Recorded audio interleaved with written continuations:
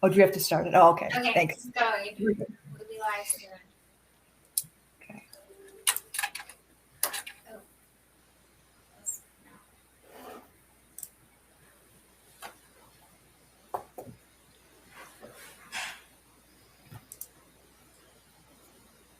All right.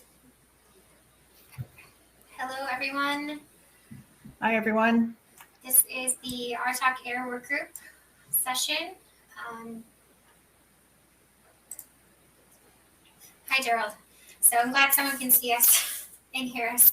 I'm not sure because this is a think tank if people can also turn on their cameras and we can talk or not. I'm not sure. Let's try it. Someone try to say something. Hi, Gerald. Maybe not. Okay. Oh, well, if that's the case. Okay, well, we can go ahead and get started. For those of you who don't know, my name is Dana Morey. I'm the Environmental Program Manager for the Morongo Band of Mission Indians, and I am the tribal lead. Hi there. I'm the tribal lead for this work group. And Kate Harper. Hi, I'm Kate Harper. I'm at the EPA. I'm the Tribal Air Coordinator. I'm also a project officer. I work with tribes in the southern part of California, and I look forward to having a good discussion today. And if we can't hear from you directly, please put questions in the chat and we'll look at those. Thanks.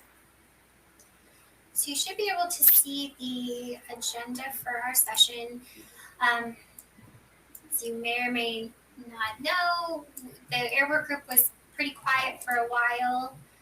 So we're trying to build that back up. This is our Kate and my third meeting with you guys, so we're still pretty new at this. And if you wouldn't mind, please put in your name and your tribal affiliation in the chat box so we can kind of get an idea of who's with us today. But I wanted to go over the group purpose for those of you who might not know. We're within the RTOC and we want to collaborate and improve tribal air programs, receive updates from EPA Region 9, and then facilitate the discussion and address any ongoing RTOC action items related to tribal air programs. So sometimes when items are brought up to the RTOC and they're ongoing items, those are being pushed back to the work groups to continue to work on and work through. We recently sent out a work group priority topics survey, and this is what we got back from you guys. So thank you for the folks who completed that. We got 60 responses, and this will help us kind of tailor our future discussions at our meetings. So you can see most people are interested in air monitoring, funding for air programs, and wildfire smoke. There's also been a lot of great sessions at the conference. Hopefully you guys will be able to go to talk about those items. Also low-cost sensor monitoring, policy updates, indoor air quality, and we also had some discussion about QOPs and QA issues. So that also came up on the other topics you're interested in. So again, thank you for doing this. This gives us an idea of what we should be talking about in future meetings. If you have any other questions or issues or things that you want to work on in the work group, please at any time let us know, reach out to us.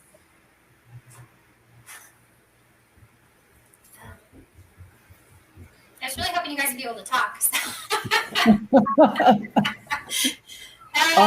Gerald is saying it's hard to see the screen. Oh, you bigger? Does that do anything? I think so. Is that better, Gerald? Okay, yep. Okay.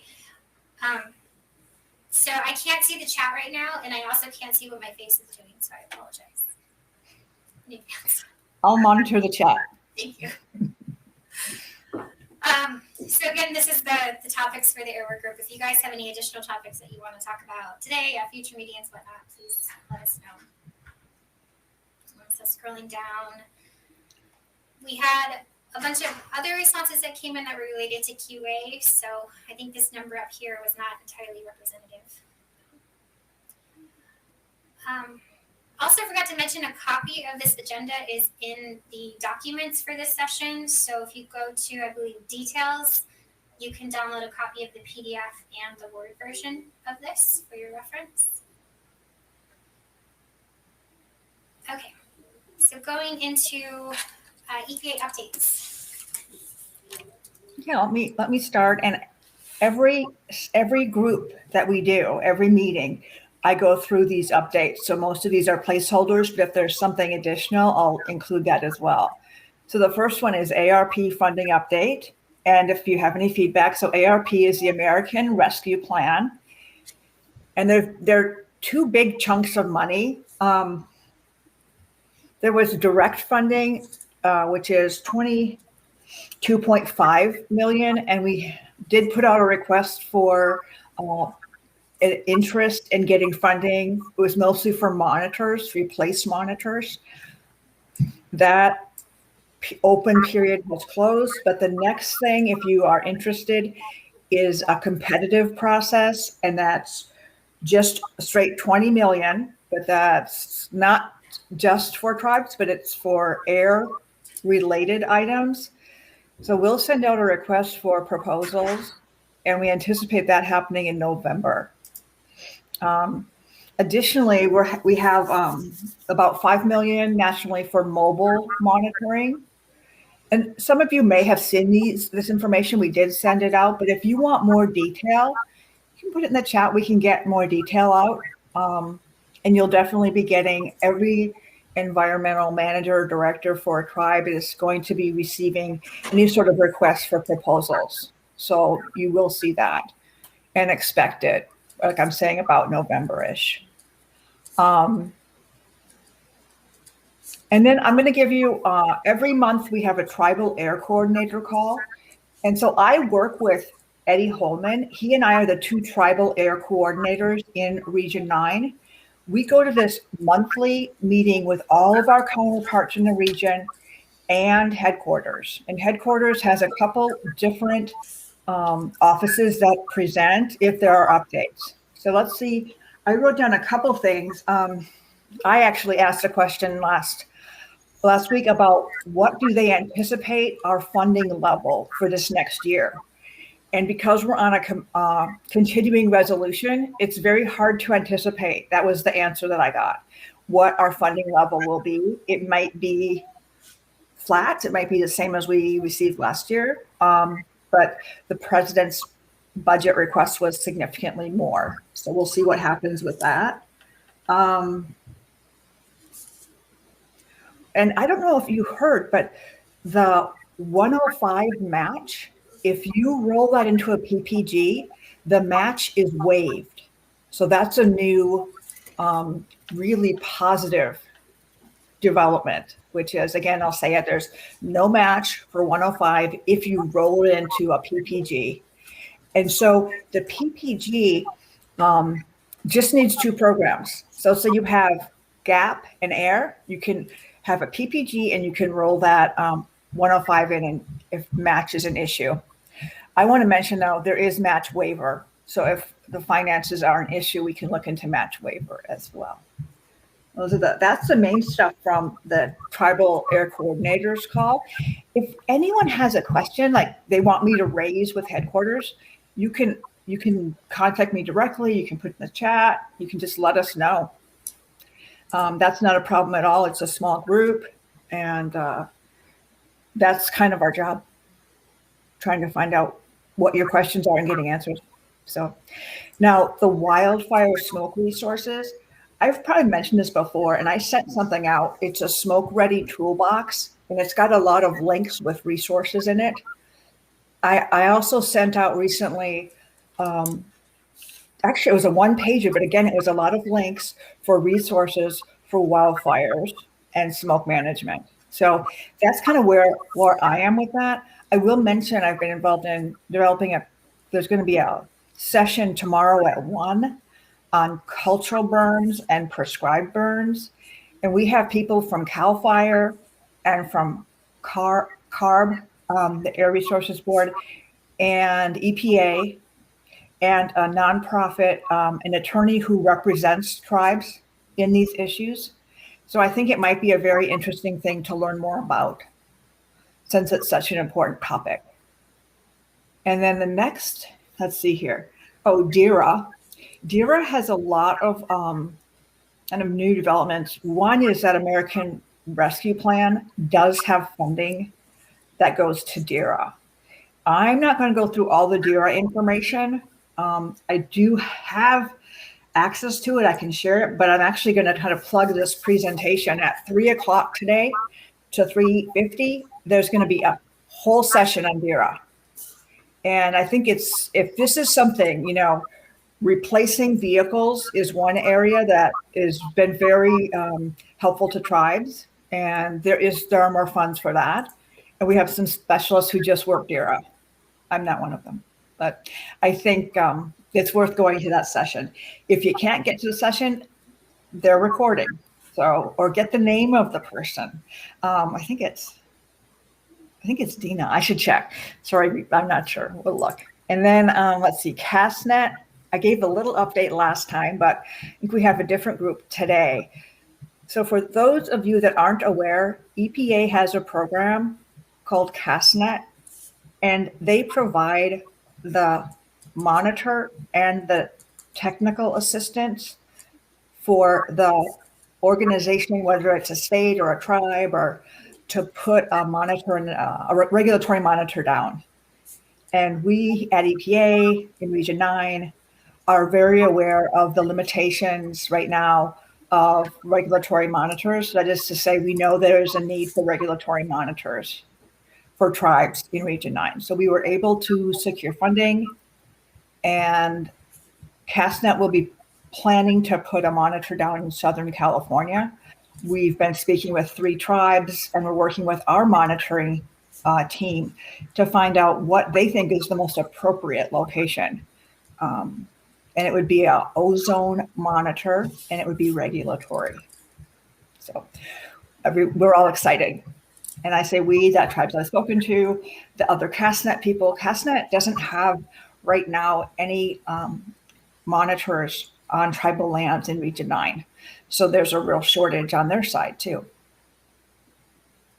As far as updates on trainings and webinars, I send out, whenever I get information about a training or a webinar from like the TAMS group or ITEP or another organization, first thing I do is I check around, did anyone already send this? So I'm not sending a bunch of repeat stuff. And then I have a email list I do send to the environmental directors, environmental managers for each tribe in the region. So I don't have any updates on that, except take a look at the sessions. We still have most of tomorrow, and we have time this afternoon. So there are other sessions that might help people with information. And that's what I got. Does anyone have any questions or comments? I have a question on CastNet. Yeah. Is it going to be operated by EPA, or is it going to be operated by the host tribe? So the host tribe is going to be trained up by the technical people at CastNet, and that technician, that air technician at the tribe, will be doing weekly work to make sure the data is being pulled and I don't even know the whole process myself, but so the tribe will be managing it with the assistance of the CastNet organization or group. The great thing is there's no cost to the tribe. And the tribes we're looking at are kind of close to each other, so we may even be able to get as many tribes that are interested in that area to train, get training. More than one tribe to get training on it, which would help as tribes work in that area to develop regulatory programs. And was this like CastNet's idea, or did tribes go to CastNet and ask? You know what, we reached out. And I say Eddie and I reached out because we were part of a group that identified a real need in that part of the region that just did not have the monitoring, and decisions were made based on monitors that weren't on tribal lands, weren't super close. So that's kind of the origin of it. And then we learned about this project and we were able to make it work. I'm interested to hear more as things get set up. Yeah, I think we will hear more. I'm going to keep updating, and I think this is just a start. If we can get, if we identify other areas, and we know there are, and we are able to get funding, it would be just a win-win for us. for air quality. And I think anyone else? Nothing in the chat. Okay, well, thank you. Thank you. All right, I wanted to provide some quick updates on NTAA. So I sat in as a temporary rep for NTAA the last couple months. At Monday's RTOC or Tribal Caucus session, we elected the primary and alternate representatives for Region 9, the more permanent ones. So that's Cindy Smallwood with Humboldt Indian Village, who could not join us today because she is in a budget session. And then Leonard Bruce with Gila River. I don't know if Leonard is with us today. A lot of conflicting sessions. But anyways, those folks are going to be the representatives for NTAA.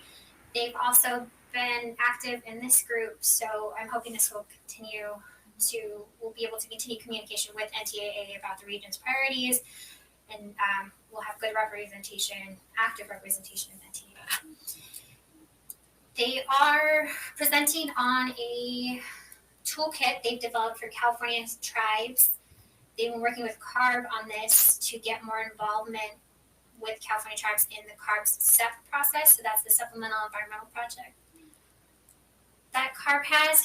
So when they have, there's a whole session about this tomorrow too.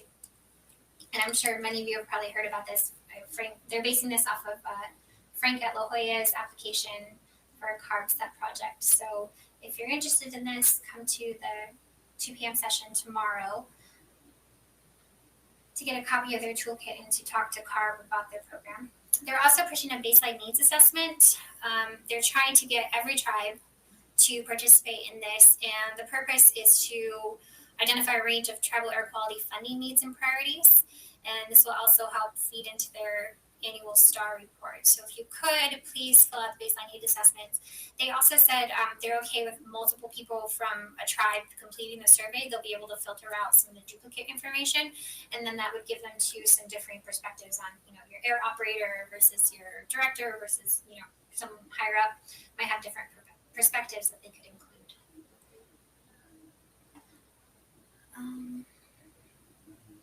Okay. So if you have any questions about NTA, let me know. And again, Cindy Smallwood and Leonard Bruce are going to be the new R9 reps going forward. We added in our last meeting some state-specific updates to offer an opportunity for all states to be included in this. So I'm in California, Southern California, so I'm obviously biased and not particularly familiar with what's going on in Nevada and Arizona. For California updates, I don't really have anything. If anyone else does, please type it in the chat. Anything going on that's interesting that we should know about. Again, CARB is working with NTAA on the SEP toolkit. I know CARB is also working on the state implementation plan and was talking about having outreach to tribes on participating in the SIP program. I haven't heard anything recently on that, so I'm going to reach out to the CARB tribal liaison and see if we can get that conversation going again, because I'm personally interested in the SIP process and how we can participate. Is there anyone who has any updates from Nevada or Arizona or anything going on that we should be aware of? Anything that the group can help with?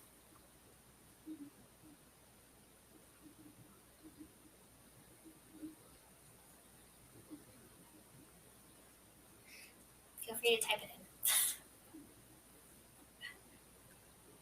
We need some music to pause and allow you to type and think. So, I talked about how we had some ongoing RTOC action items.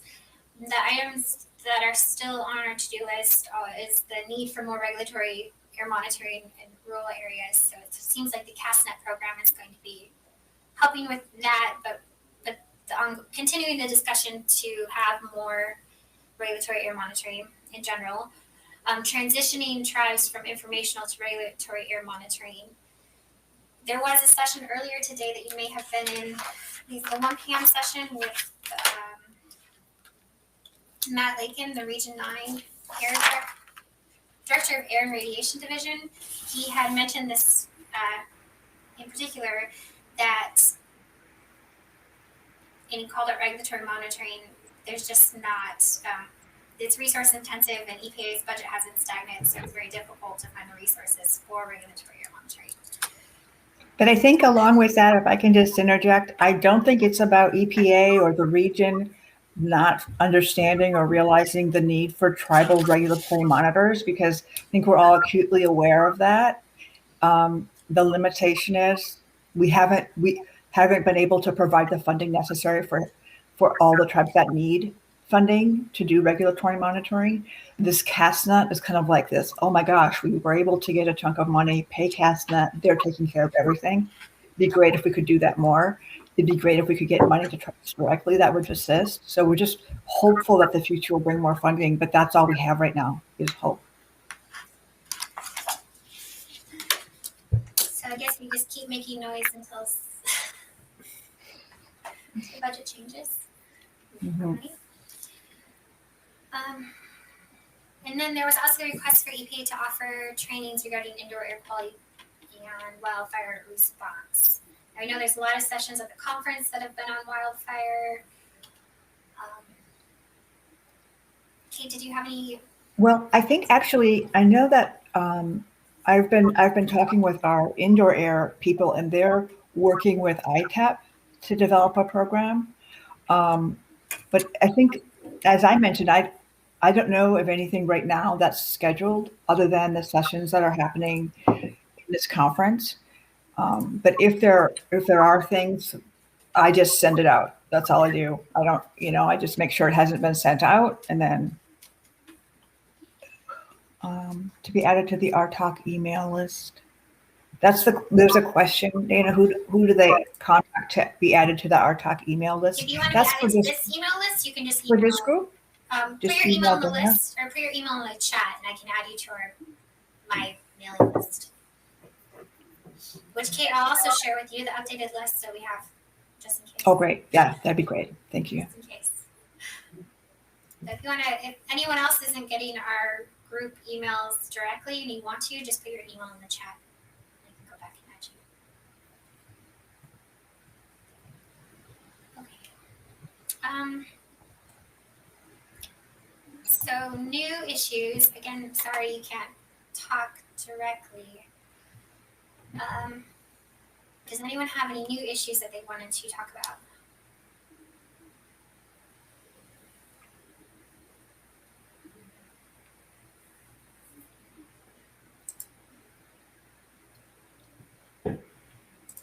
So Tiffany just wrote a question in. Is the goal to have CASNet work with other regulatory tribes to meet these needs, or just the one? So for starters, it's just the one. And I think it's possible that we would have more CASNet monitors in the future in Region 9 on tribal lands. But I think the better goal, just my sense, is to bring tribes into the regulatory process on their own. I'm saying that because with CASNet, they kind of come in and do everything. And I think if a tribe has the sufficient resources to develop their own regulatory program, it just gives them more control over the process where they want to have it. It's their equipment, things like that. So I think the goal, Tiffany, would be great if CASNet could just come in and do this, but there's a certain expense that EPA has to come up with, and I think it just might be better to get it right to the tribes. Do you know what I mean? Anyway, that's just my one thought, but we were able to make it work this time, just as it's kind of more of a first time.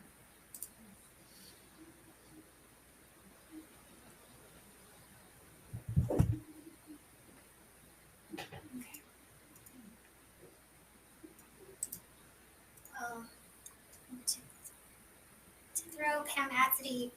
Pam, if you can hear me, if you want to, Yeah. we were talking about your issue. If you want to type it in the chat, or you can come over to my office and you can use my camera to talk about your issue. And sorry, go ahead. So I just got a response in the comment from Tiffany that she's noting that regulatory programs are facing the issue meeting the needs of the data review and QA review. And that has been raised, and it's been raised with EPA. I think it's important that that not be a barrier. And that doesn't create an answer. What the answer to me is, I've raised it with our QA QC people, and the importance of understanding that is right now a barrier. It's a limitation. Um, my understanding is when it takes a long time, it's not clear. Oh, okay. Pam, is that what? So I think Pam had the same issue maybe, but. So Pam, but what were you talking about? Where there was a guidance that was just guidance, but it was kind of being enforced as a requirement.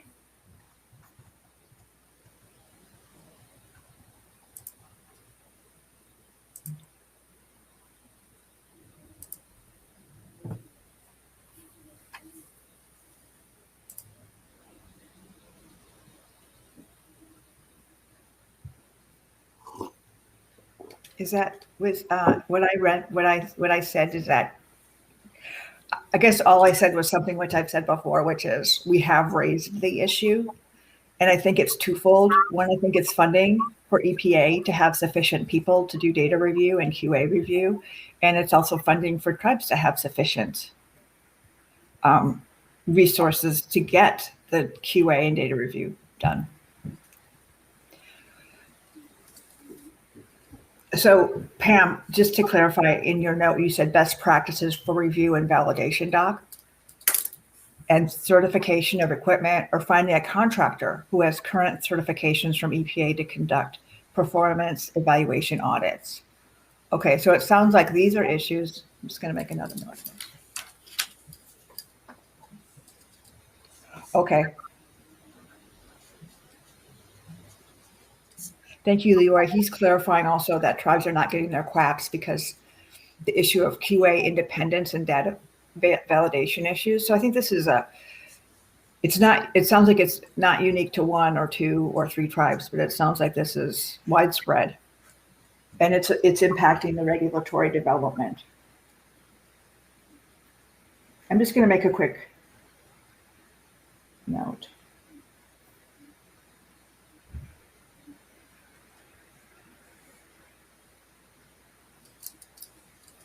Okay.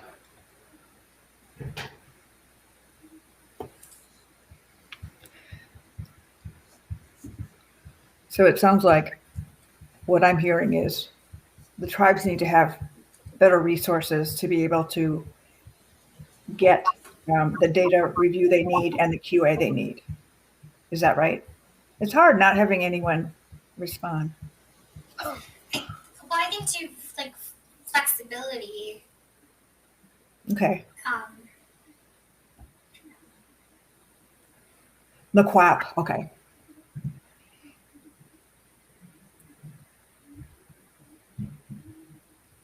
Yes, and I have heard of tribes requesting to do neighboring audits. Okay. So, okay. And Pam, I'm sorry, can everyone see these comments? Because they're great. And started with Gerald and Leroy about QAP approval, neighboring audits from tribes doing neighboring audits. And then Tiffany mentions that relying on contractors is eating through budgets. And we know that. We know contractors can be in a very expensive way to do manage a program. And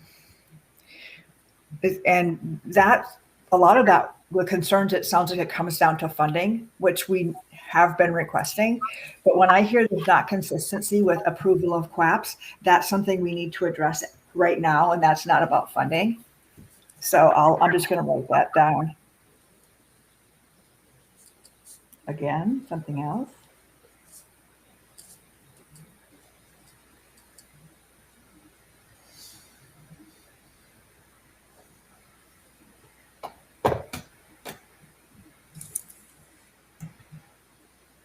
Okay.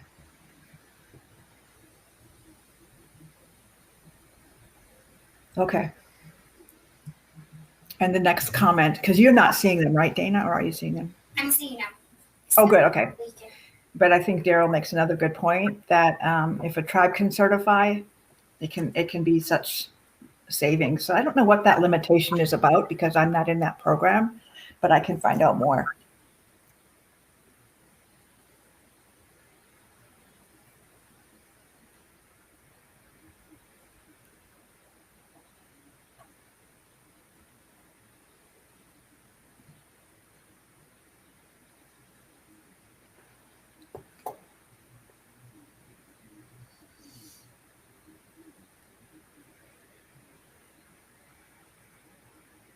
Okay. And I'm hearing this now, comment after comment about um, EPA working with tribes so the tribe can do the certification. And I've got notes here to speak with our manager in that program.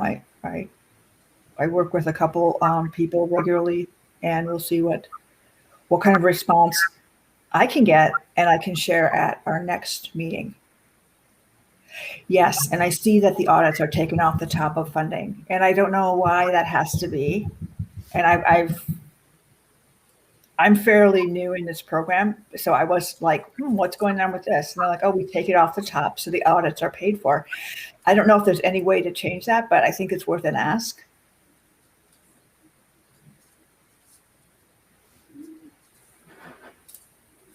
Especially if that's getting in the way. More funding for TAM Center. Okay.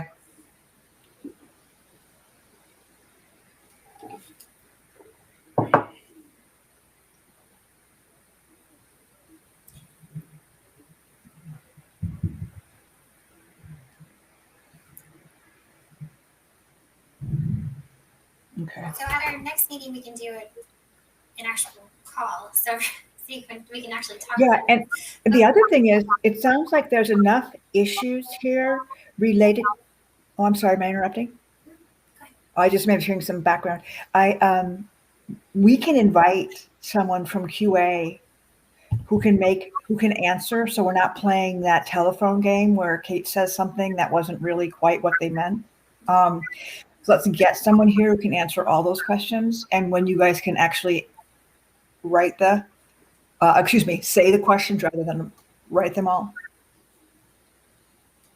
I'm just looking at your questions, and this is a very clear issue that we need to have QA/QC involved in.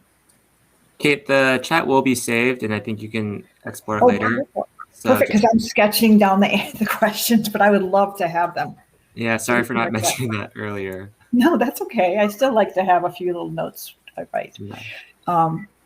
So I hope everyone's hearing that, and if this is of interest to you, to make sure that you come to the next meeting, and I'm going to do everything I can to bring a QA person next time. Well, so just as an option, if you do want to set up a space in the lounge, I know we're all really busy this week, but you can try to create a space there to have a little further chat if there's time. Okay.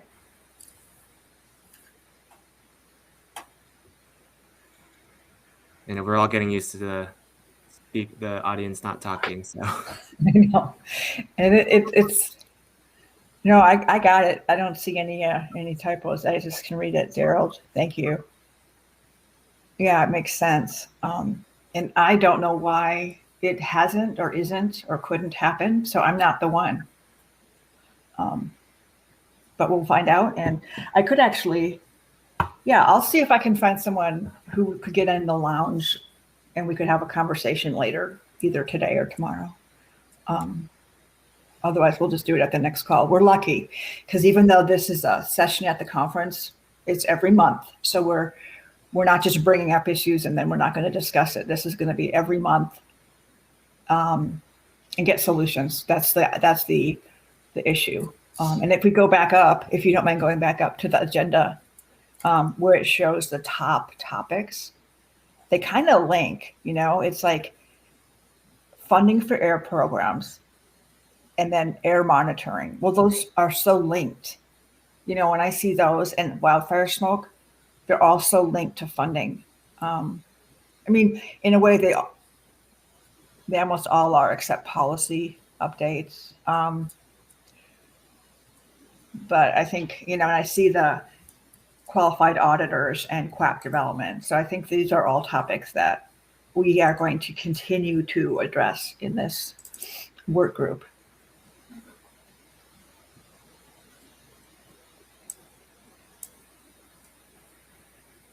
I wonder if there's anything else anyone else wants to raise that we didn't get in the chat box. I know if we need to hear from a certain person at EPA, that's kind of something I can do.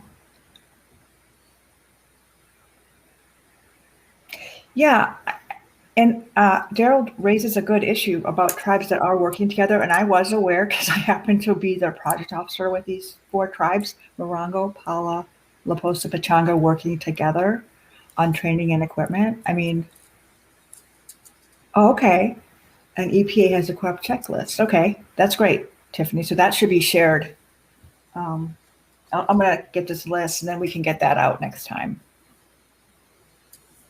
Get that QA person to see what we can do to facilitate this. Because I've seen dates on QAPs that were submitted, and then there was a long delay.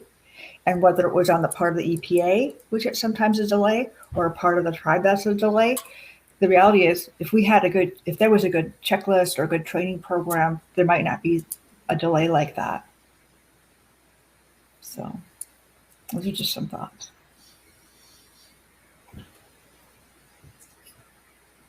Pam would be able to clarify more than me, but I know that we've had issues with our costs not being approved, but it's because we're waiting for EPA to figure out what the guidance is or to tell us what they want. We also had a weird issue where they wanted to make sure that our QA position is completely independent, but that doesn't fit into the tribal government structure. So we're having to write an internal policy to make sure that that this person meets, EPA feels comfortable that this QA person has independence to get the job done and won't be held up by government structure, I guess. Well, so it's just kind of silly, but it's taking them. EPA has to approve the person that you have to do the. We were trying to see if we could be more flexible about it, and it sounds like we can be flexible on whom is the data validation, who's the operator, and who's the QA manager. We have a little bit of flexibility, but EPA came back to us with some concerns on having the QA person be completely independent, which is hard to do. Well, unless, like Daryl said, you had a tribe work with another tribe and had the QA person from tribe A go to tribe B and vice versa, the QA person from tribe B go to tribe A, and then suddenly there's this independence. Mm-hmm. I don't know if that's ever allowed. I mean, I don't know. We'll have to bring someone in and see. Yeah, have more conversations about it. So no other tribe has had to write this policy? Yeah. Wow. Yeah, that's bizarre then. Is it because we're regulatory or? I'm kind of out of my, skill set right now. Yeah, capacity. But that's okay. Keep it coming because we can. Yeah, everyone keep it coming because I can get the answers. Yeah. I might not have them right this minute, but we can get the answers. That's kind of what we're doing here, is raising these issues, and it makes me realize it's a big. Oh yeah. Yeah, I've worked with tribes, and I know sometimes one person is managing multiple programs.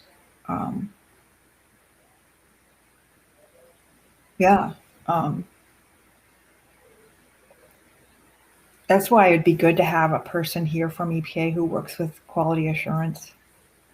Well, of course, you can join a monthly meeting. Just, thanks for your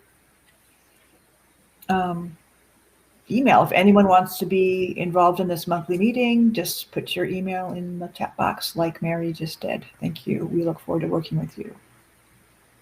And we can always add other topics for the work group, but I think we have a good start. And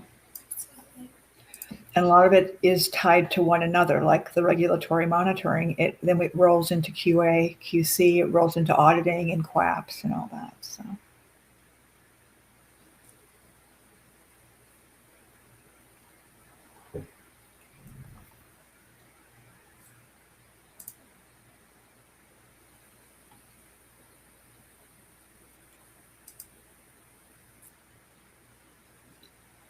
Have any other topics of interest to people, or?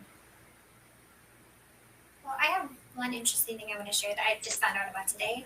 Yeah.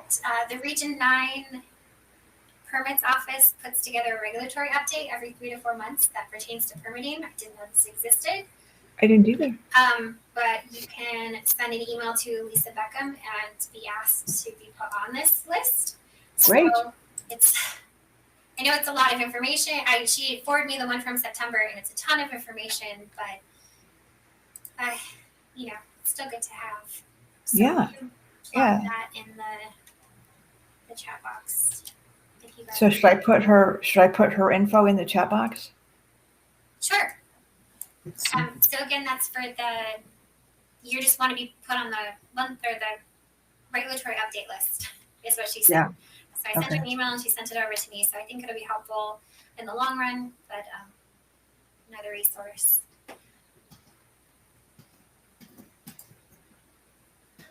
Okay. Thanks, Gerald, for your. And then for next meeting, so we talked about doing these monthly. Again, this is our third one. I wonder if I could do a poll. Chris, do you know how to do a poll? Can we do that on the fly? Is there a day of the week that works better for everyone? Should we say every third Wednesday we try for, or afternoons, mornings? Any thoughts? Or if you just know about it a couple weeks in advance, you can try to make it.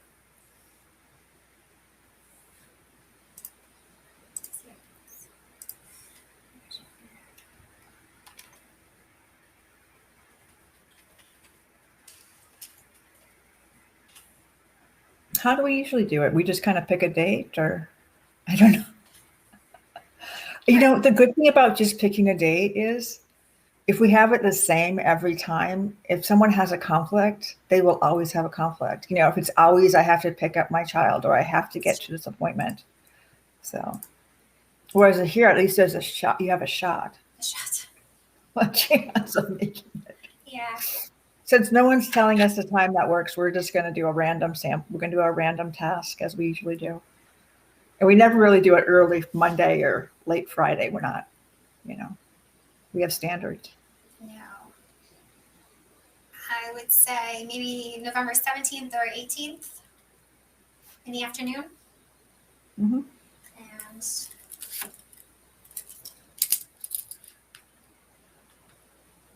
maybe we can reach out to the QA office and see what day would work best for them and give them those options. Oh, yeah.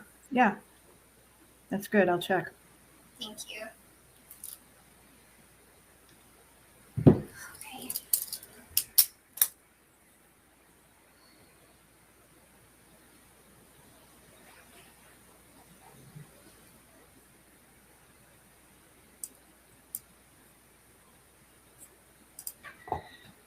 And yes, we will be able to have a back and forth conversation then. It'd be great.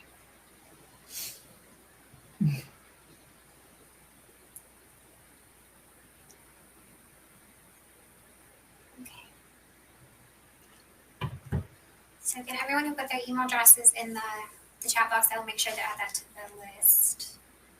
And Lisa Beckham is the person you should email if you want to be on the regulatory list. And if that doesn't work, or if you have any other issues, I'm just going to put mine in there too, just so you know how to reach me. And I think you're probably getting this down, which is, it's the last name, first name, EPA.gov, so you can always reach people if you know their, well, unless they have a funny name like me.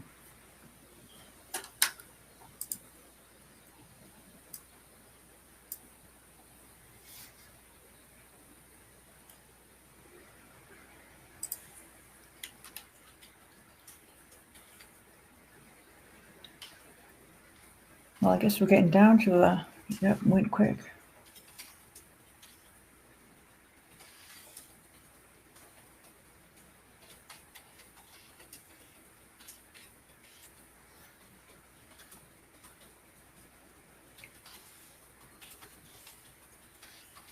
I'll put my email there as well.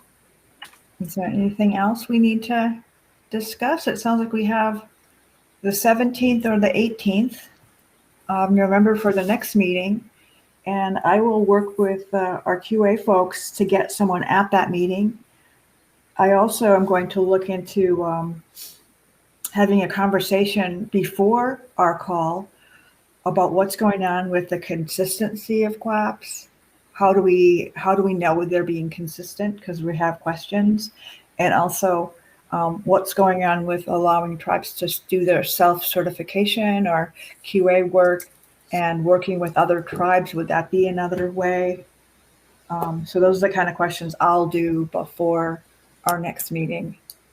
And I'll give the update as usual.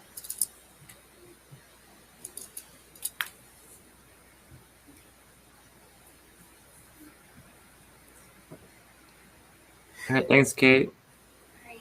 Well, You're welcome. Thank you, everyone. Can they access the chat even if we stop the broadcast? I believe so. Okay. All right. Well, thank you, everyone, for joining us. We'll send out the meeting invite for November soon, and I can send out some notes for our meeting as well. Not today. By the end of the week. You can probably Let's get you can attach more documents within the invite itself if you want a place to put it all to. Say that again? You can also attach the presentation and documents to this meeting in the conference website. If you just go to your session, there should be an add attach button so you can share. Okay, got it. So the agenda that I showed, I can stop sharing now. The agenda that I showed is within that. Oh, good. So everyone has the agenda, and I just reiterated what I would be doing. And thank you, everyone, for participating. Thank you. Look forward to hearing people's voices next time. Thanks, Dana. Thanks, Kate. Thanks, CJ. Thanks. Bye. Good job.